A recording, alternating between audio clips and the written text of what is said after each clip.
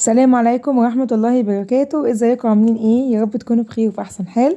وصفتنا حلوة جدا، الجو بارد جدا جدا، عايزين حاجة تدفينا. يلا نعمل حاجة لأولادنا، حاجة سريعة جدا. هنعملها بطريقتنا احنا مش بطريقة المحلات، وهيطلع طعمها في منتهى الجمال. ما تنسنيش في اللايك بيرفع الفيديو شوية، وكلمة اشتراك اتكي عليها واختاري كلمة الكل، وتكوني انضميتي لعيلتنا الجميلة بإذن الله. هنا معايا كيلو الا ربع كده من البليلة. البليلة ديت انا نقعاها لمدة 8 ساعات. ليه نقعتها 8 ساعات؟ عشان خاطر ما تغيبش معايا في السوا. نزلت عليها بمية سخنة، وهبتدي ان انا بقى ايه هسيبها لمدة ساعة لغاية ما تستوي معايا. هنا الحباية من كتر ما انا نقعها لمدة 8 ساعات، الحباية بدأت خلاص بقت يعني هتبتدي بقت منفوشة شوية او بقت طرية شوية. يعني لمدة ساعة بالظبط هتلاقيها استوت معانا، مش هتغيب في السوا معاكي. نصيحة مني انقعي البليلة قبل ما تسويها. هنا خلاص بعد ساعة بالظبط البليلة معايا نفشت بنفس الشكل، خلاص هي كده استوت معايا، والمية بتاعتها تقيلة وحلوة وجميلة. ما تكبيش المية بتاعتها، انا محتاجاها. هننزل على طول بسكر. ايوه الطريقة بتاعتنا النهاردة طريقة سهلة جدا، انجاز كده. بس اتأكدي ان انت عاملة كمية هتخلصيها النهاردة، او هتخلصيها. لو عاملة كمية كبيرة جدا خدي بقى حبة كده منهم. تمام. حبة كده صغيرة على قد ما هتستخدمي، واعملي الطريقة بتاعتنا ديت.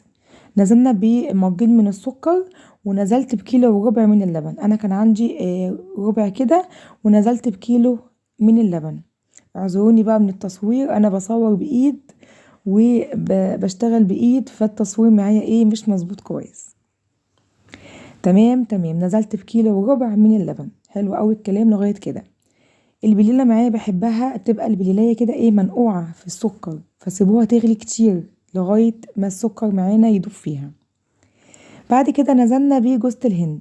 ايوه جوزة الهند وصفه حلوه جدا، طعمها حلو جدا. جربوها وهتعجبكم باذن الله.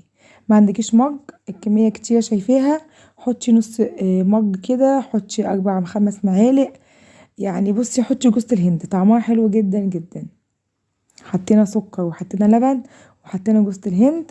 نحط بقى ايه، ندلع الوصفة بتاعتنا ب3 معالق من القشطة او الكريمة اللباني. وش لبن محوشاه كده من اللبن.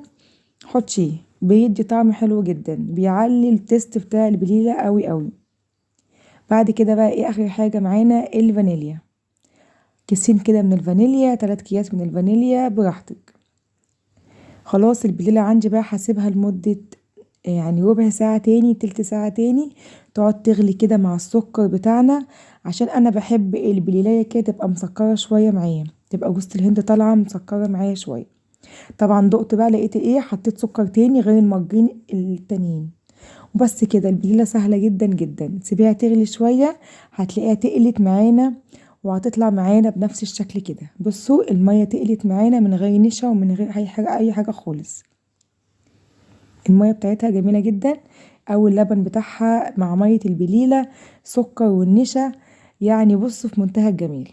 طبعا بره مش بيعملوها كده، بره بيحطوا البليلة بيحطوا عليها لبن في الاطباق بقى، يحطوا عليها قشطة ومكسرات بقى والدلع بتاعهم. يعني احنا عملنا حاجة على قدنا، حاجة كده ايه، مفيش غلو بقى والدنيا غالية جدا، فعملنا حاجة حلوة واكلنا ولادنا حاجة كويسة ومش مكلفة معانا في نفس الوقت. طول عمري باكل البليله بالطعم دوت، وما بعرفش اكلها الا بالطعم دوت. طعمها في منتهى الجمال. جربوها يا جماعه وهتعجبكم باذن الله. وصفتنا النهارده مشبعه جدا، يعني ممكن نتسحر بيها في رمضان. خلاص كل سنه وانتم طيبين، رمضان على الابواب. يعني ممكن نتسحر كده ايه بيها يوم كده نغيروه. هناكل طبق الفول اساسي، وممكن ايه بعد طبق الفول طبق بليله كده. مشبع جدا جدا جدا. جربوها قبل رمضان لو حابين تعملوها في رمضان برضه براحتكم. هنا بقى بقول لكم اعملوا لايك للبليله، بجد طعمها في منتهى الجمال. وكذا مره اقول لكم في فيديوهاتي لما بقول لكم الحاجه حلوه جدا جدا تعرفوا ان انا بجد واثقه منها مليون في الميه. هنا خلاص انا وصفتي خلاص جاهزه على التقديم على طول. بنحب ناكلها بارده سيكه شويه كده، يعني مش بنحب ناكلها سخنه قوي. طبعا براحتك. لو بتحبي تاكليها طبعا ملكوش دعوه باللي حصل دلوقتي، سحبوا مني الاطباق على طول وقالوا لي صوري الباقي براحتك. المهم خلاص كده وصفتي خلصت. ما تنسوش اللايك بيرفع الفيديو. اسيبكم في رعاية الله ومع السلامة.